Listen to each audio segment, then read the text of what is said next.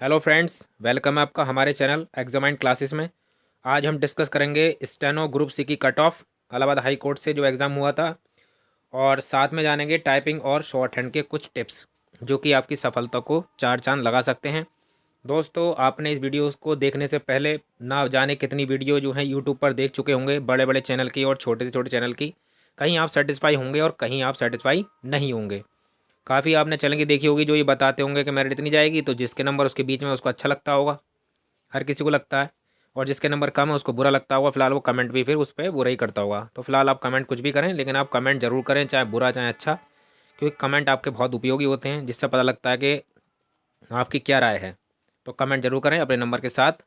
तो फिलहाल आपको ग्रुप डी की मेरिट भी बता दी जाएगी। तो हम सबसे पहले डिस्कस कर लेते हैं इस बार की वैकेंसी के बारे में। दोस्तों, वीडियो पूरी देखें, खाली शुरू में देखकर अपना अंदाज़ा ना लगाएं, पूरी बात सुने। तो देखिए, स्टेनोग्राफर में इस बार जो है हिंदी के हर बार मिक्स आती थी, लेकिन इस बार इंग्लिश स्टेनो और हिंदी स्टेनो की अलग आई है। आप ये बात जानते होंगे। फिलहाल यहाँ पर 881 वैकेंसी, जो कि अभी तक फ़िलहाल काफ़ी ज़्यादा वैकेंसी हैं। इतनी वैकेंसी एसएससी में आपको पता होगा पिछले साल से भी डबल वैकेंसी रही है। एसएससी जो 2019 वाला था, ठीक है, 2018 वाले से भी ज़्यादा वैकेंसी हैं। यहाँ पर आपको पता है फिलहाल जैसे इंग्लिश वाले की 305 वैकेंसी हैं। इस तरह से जूनियर स्टैंड जो आपका पेड अप्रेंटिस वाला है, जिसको ग्रुप सी कहा जाता है, क्लर्क, उसकी 1021 वैकेंसी हैं इस बार। ड्राइवर की 26 वैकेंसी थी। इसी तरह ग्रुप डी की 1699 वैकेंसी थी इस बार। ये आप सभी जानते हैं। अब हम लास्ट ईयर की कट ऑफ की बात कर लेते हैं। ये कट ऑफ जो आपको सामने है दोस्तों, ये आपकी ग्रुप सी की है। जो ग्रुप सी है यानी कि क्लर्क वाली, उसकी यह कट ऑफ है। आप अनरिजर्व की देख सकते हैं, फाइनल कट ऑफ 126.88 रही है। लगभग ये 150 नंबर में से है, आपको ये बता दूं मैं, क्योंकि ठीक है, इसका मतलब 150 नंबर में से लगाइए कितनी हो गई है। ठीक है, 150 नंबर में से 126 है कट ऑफ। ठीक है, तो लगभग ये 80% से भी ऊपर है। ठीक है, 80% से भी ऊपर सिलेक्शन हुआ पिछली बार का, लास्ट ईयर का।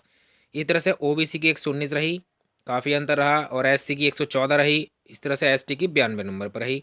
लड़कियों की 121 रही, जो कि लगभग जनरल के आसपास हम मान सकते हैं 5 नंबर।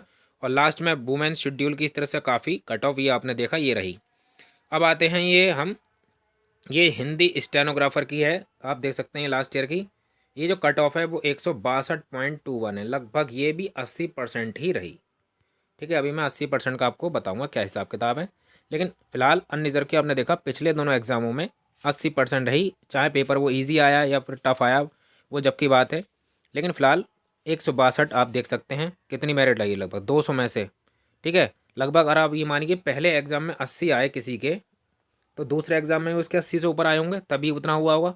या पहले एग्जाम में स्टेनो के हम अगर 70 मान लें, तो अगले एग्जाम में कितना रहा होगा उसका, लगभग 90 प्लस रहा होगा स्कोर।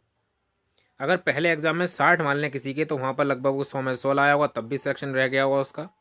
तो लगभग ये मान के चलें कि 65 नंबर थी पिछली बार कट ऑफ। ठीक है, और प्लस उसमें अगर 100 में ला रहे हैं, तो आप कुछ कुछ जो हैं जैसे टाइपिंग अच्छी जिनकी वो शॉर्ट हैंड, तो आप 100 भी ला सकते हैं, इसमें कोई डाउट नहीं है। तो लगभग एक मान के चलें पिछली बार भी लगभग मेरिट जो है वो 70 के आसपास रही। अगर पहले आप ज़्यादा नंबर ले आएंगे, देखिए जितने ज़्यादा नंबर आप लेके आएंगे अगली बार में, उतने ही आपको फ़ायदा होगा। ये आप सभी जानते हैं, इसमें कोई बताने वाली बात नहीं है।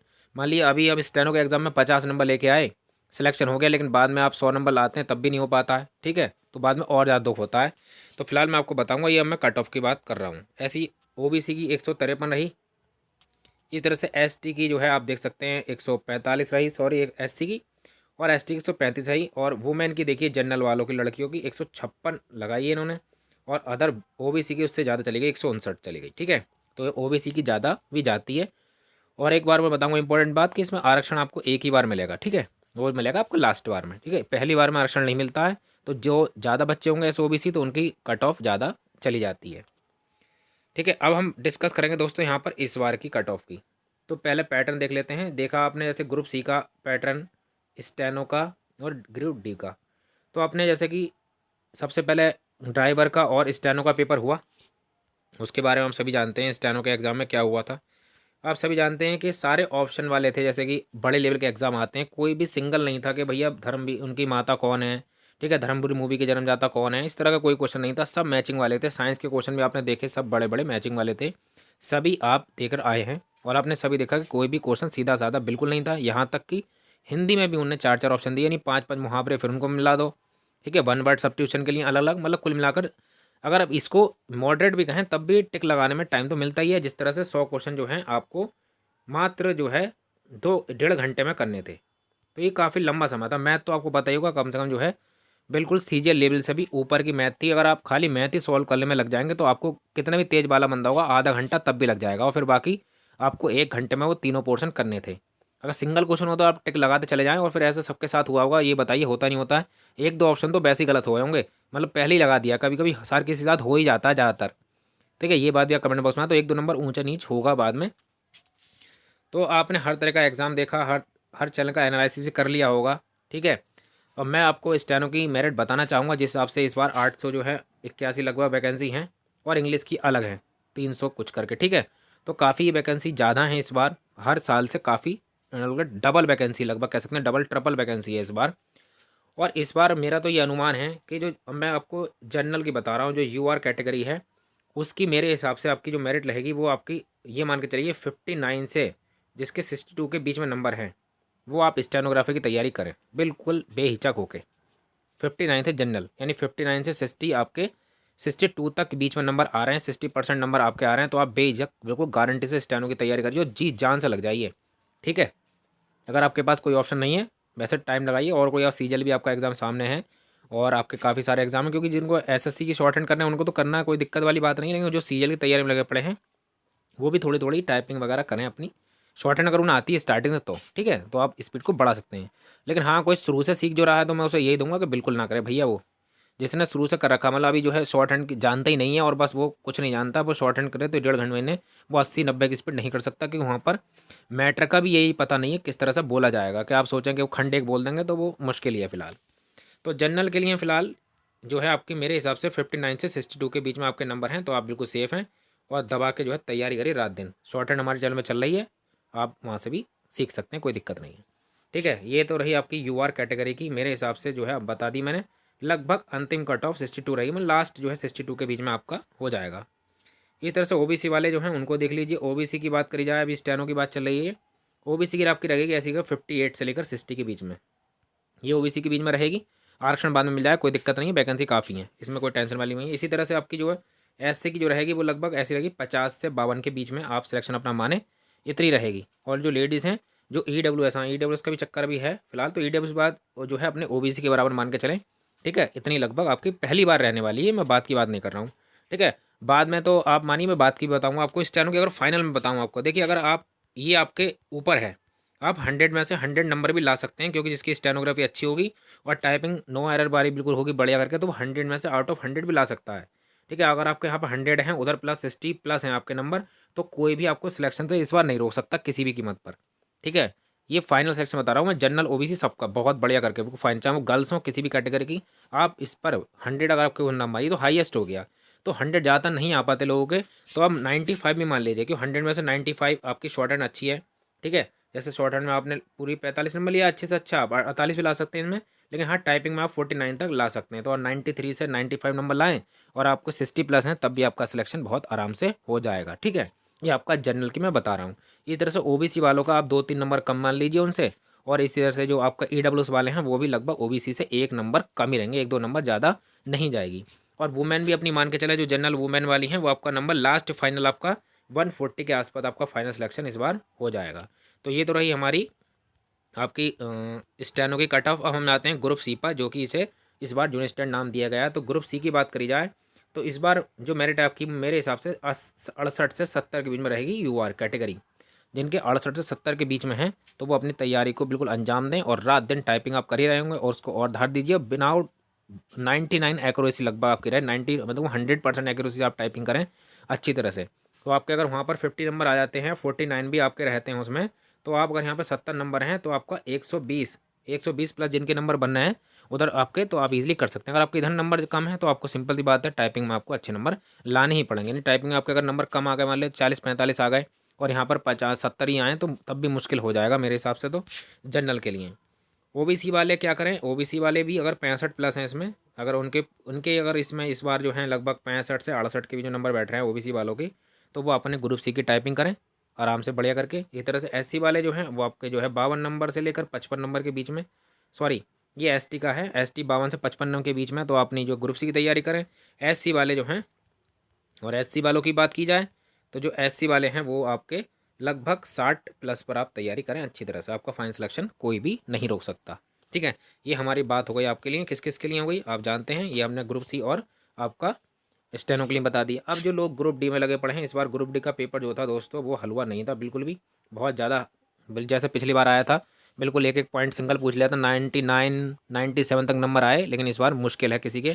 इसका लगभग मेरिट जो रहेगी लगभग इस बार 80 प्लस रहने वाली है जनरल के लिए, जनरल के लिए 80 प्लस। और आपका अगर ओबीसी की बात करी जाए तो यूआर की रही, अगर ओबीसी की बात करी जाए तो इसकी मेरिट लगभग 78 से लगी 80 के बीच में रहेगी, लेकिन जनरल वाले तो 80 प्लस ही समझें अपने आप को, और ओबीसी वाले 78 से ऊपर हैं। तो आप बिल्कुल अच्छी तरह से इसकी तैयारी करें बढ़िया करके। इसी तरह से आपका जो एससी वाले हैं, इसके अंदर एससी वाले अपने जो हैं लगभग 75 के आसपास मान के चलें, और जो गर्ल्स हैं वो आपकी लगभग 72 के आसपास मान के चलें, और ईडब्ल्यूएस वाले जो हैं इसमें अपना नंबर लगभग 77 या 75 के आसपास मान के चलें। अगर इतने नंबर आपके बैठ रहे हैं तो आप जो है बिल्कुल ग्रुप डी में भी क्वालिफाई होंगे इस बार। और जो है लास्ट जो है, अगर ऐसी पेपर टफ आता है जैसे कि मेंस होगा इसका, तो इतनी ही मेरिट लगभग दोनों में, अगर आपके लगभग मेरे हिसाब से जैसे इसमें अगर आपके 80 के आसपास हैं, उतनी भी अगर 80 और आप 90 भी ले आए उसके अंदर, आप अभी जान गए हो किस तरह का पैटर्न आ रहा है, तो आप उसी तरह से तैयार करेंगे। और आपके पास में एक ही महीना है, तो उम्मीद है कि आप 80 प्लस उसमें भी नंबर लेके आएँ, तो आपका 160-70 पे आराम से सिलेक्शन उसके अंदर हो जाएगा। तो ये मेरा अनुमान था। आप फिलहाल और ज़्यादा इंटेलिजेंट हैं, कुछ लोग जो हैं जो कमेंट करेंगे इसमें, जो देख रहे हैं वो भी हमसे ज़्यादा इंटेलिजेंट हो सकते हैं, इसमें कोई डाउट नहीं है। तो जो है वो भी अपनी राय दें कि हाँ क्या वो इस कट ऑफ से संतुष्ट हैं, या उनके भी कोई मन में है अभिलाषा, तो वो कमेंट बॉक्स में करें। और अब बात आती है लास्ट में आपके फ़ायदे के लिए, जो मैं आपको ट्रिक बताने जा रहा हूँ, किसके लिए, आपकी टाइपिंग सुधर जाए और आपका स्टैनो हो जाए। देखिए, अगर जिनकी स्पीड 60 है तो बहुत वो आराम से जो है 80 से लेकर 90 पहुँच सकते हैं बहुत आराम से। उन्हें बस क्या करना होगा, बस एक ही सॉल्यूशन है उसका, है आपका मेहनत। आपको कम से कम 2 से 3 से 4 घंटे तो आपको शॉर्ट हैंड में देने पड़ेंगे, और 2 घंटे आपको टाइपिंग में देने पड़ेंगे, बस इतना करना है। बाकी आप और अदर सब्जेक्ट भी पढ़िए, आने वाले एग्जाम के लिए थोड़ी थोड़ी प्रिपरेशन करिए, जिनके लग रहे हैं किनारे पर हैं, और जिनको लग रहा है बिल्कुल फाइनली हो ही जाएगा भैया मेरा, तो वो तो बस कुछ ना देखें, रात दिन करते रहें। लेकिन आप ऐसा ना करें कि जिसकी अभी टाइपिंग स्टार्ट भी नहीं हुई है, या जिसने शॉर्ट हैंड करी भी नहीं है वो करने लग जाए, तो उसके लिए काफ़ी मुश्किल हो जाएगा, क्योंकि 2 महीने में या 1.5 महीने में शॉर्ट हैंड नहीं सीखी जा सकती। क्योंकि वो पता है, मैं आपको गारंटी ले रहा हूँ कि 15 दिन के अंदर इसकी सब कुछ हो जाएगा, आंसर की भी आ जाएगी, और ये सारा काम कर लेंगे इस महीने के अंदर, ये आंसर की दे देंगे और फाइनल आंसर की दे देंगे। और उसके 10 से 12 दिन के बाद आप देखेंगे कि शॉर्ट हैंड की डेट भी आ गई, लगभग मान के 26 जनवरी तक उम्मीद है कि इनकी शॉर्ट हैंड की जो है पूरी टाइपिंग वाइपिंग की डेट आ सकती है। पूरे आसार हैं कि आपके पास लगभग 50 दिन के आसपास टाइम मान लीजिए, इससे ज़्यादा समय नहीं है। तो उसमें आप सोचें कि मैं जो हूँ, मेरी शॉर्ट हैंड बिल्कुल भी नहीं है, और मैं 80 की स्पीड ले जाऊँ, तो वहाँ पर आप कुछ भी नहीं कर सकते हैं। दूसरी बात है कि मैटर कैसे बोला जाता है, मैं आपको पहले ही बता चुका हूँ, फिर बताऊँ कि मैटर के बारे में फ़िलहाल इसमें खंड एक तो नहीं बोला जाता है, लेकिन हाँ ऐसा मान के चलिए पिछली बार था तो खंड एक जैसा कोई कृषि पर आधारित खंड एक और खंड दो के कुछ जो है शब्द मिलाकर उन्होंने मैटर बनाया था, जो कि आसानी से बन गया था। ठीक है, जैसे आधा घंटा मिलता है आप जानते हैं, 5 मिनट का मैटर होता है 80 वर्ड प्रति मिनट का, उसे खींच खांच के कभी भी ये 85 तक का ले जाते हैं। तो आप बिल्कुल श्योर ना हो कि 80 का ही बोला जाएगा, 90 की स्पीड आप लेकर चलें, कहीं बार तेज़ भी हो जाता है। फिर आपको 5 मिनट जो है उसको पढ़ने के लिए जाते हैं, उसके बाद में आपको आधे घंटे के अंदर वो बनाना होता है। ठीक है, तो उसके बाद में आप सबमिट करते हैं, फिर हिंदी की टाइपिंग होती है आपकी, फिर इंग्लिश की टाइपिंग होती है, उसी बीच में एक ही दिन में सारा काम हो जाता है। ठीक है, तो ये सब आपका मेन डाउट था। तो आप जो है टाइपिंग भी करिए, जब शॉर्ट हैंड करें तो टाइपिंग तो कर ही रहे होंगे आप, तो हिंदी और इंग्लिश की टाइपिंग जो है आप, जैसे कि JR टाइपिंग ट्यूटर है आपका, तो आप उस पर करिए, जितनी भी उसकी एक्सरसाइज हैं उनको धो डालिए अच्छी तरह से, एक एक्सरसाइज को 5-5 बार करें। और बाकी टाइपिंग वाला .com हो गई, ऑनलाइन तैयारी .com जो है, ये 3-4 आप उन पर भी कर सकते हैं। सेम अनुभव रहता है, जैसे आपने जूनियर स्टूडेंट की टाइपिंग करी होगी, सेम वही पैटर्न इसका टाइपिंग का रहता है। बस अपनी आप स्टैनो को सुधार लीजिए, टाइपिंग तो वहाँ पर हो जाएगी आपकी। टाइपिंग बिल्कुल भी ना घबराएं टाइपिंग के चक्कर में। और हाँ, वहाँ पर एग्ज़ाम हॉल में जाएँ तो दूसरे को ये ना देखें कि वो बहुत तेज़ टाइपिंग कर रहा है, क्योंकि जब एग्ज़ाम हॉल में आप जाते हैं तो बिल्कुल डर का माहौल हो जाता है। बस ये मानिए ऐसे आवाज़ आती है चारों तरफ कानों में कि बस आप ही सबसे ईजी कर रहे हैं, बाकी सब आपसे तेज़ हैं। तो इधर उधर ना देखें, बस हल्के हल्के अपने हाथ चलाते रहें और अपनी टाइपिंग को पूरा करें। ठीक है, बस शॉर्ट हैंड के लिए मैं आपको टिप बताऊंगा। शॉर्ट हैंड के लिए आप हमारे चैनल को ज्वाइन कर सकते हैं, इसमें लगातार आपको खंड एक के मैटर दिए जा रहे हैं, फिलहाल 80 से लेकर 100 के बीच में दिए जा रहे हैं। ठीक है, और जो आपका अखबार आता है उसका मैटर भी दिया जा रहा है, अलग से निबंध माला के मैटर भी आपको 80 की स्पीड में दिए जा रहे हैं। तो इतने मैटर हम आपको लगातार दे रहे हैं, तो आप लिखिए, और अपनी बुक से भी लिखिए, अलग अलग यूट्यूब चैनल से भी लिखिए, जहाँ से अच्छा है फिलहाल अपनी तैयारी को आप अच्छी तरह से करें। हमारा तो ये कहना है कहीं से भी करें, आपको यहाँ पसंद नहीं है तो कहीं और भी करें, लेकिन अब तैयारी करें। जिनके नंबर मेरी कट ऑफ के आसपास आ रहे हैं, अगर वो उससे संतुष्ट हैं तो अपनी तैयारी को जरूर करें। कहीं ऐसा ना हो कि आपको बाद में पछताना पड़ जाए। और आपको कोई हेल्प है या कुछ पूछना चाहते हैं तो कमेंट बॉक्स में आप कमेंट कर सकते हैं, हमारा टेलीग्राम चैनल ज्वाइन कर सकते हैं। ठीक है, तो थैंक्स फॉर वॉचिंग दोस्तों, और प्लीज़ चैनल को सब्सक्राइब जरूर करें अगर आप यहाँ तक टिके पड़े हैं तो। आपका कुछ नहीं जाएगा लेकिन हमें बहुत अच्छा लगेगा।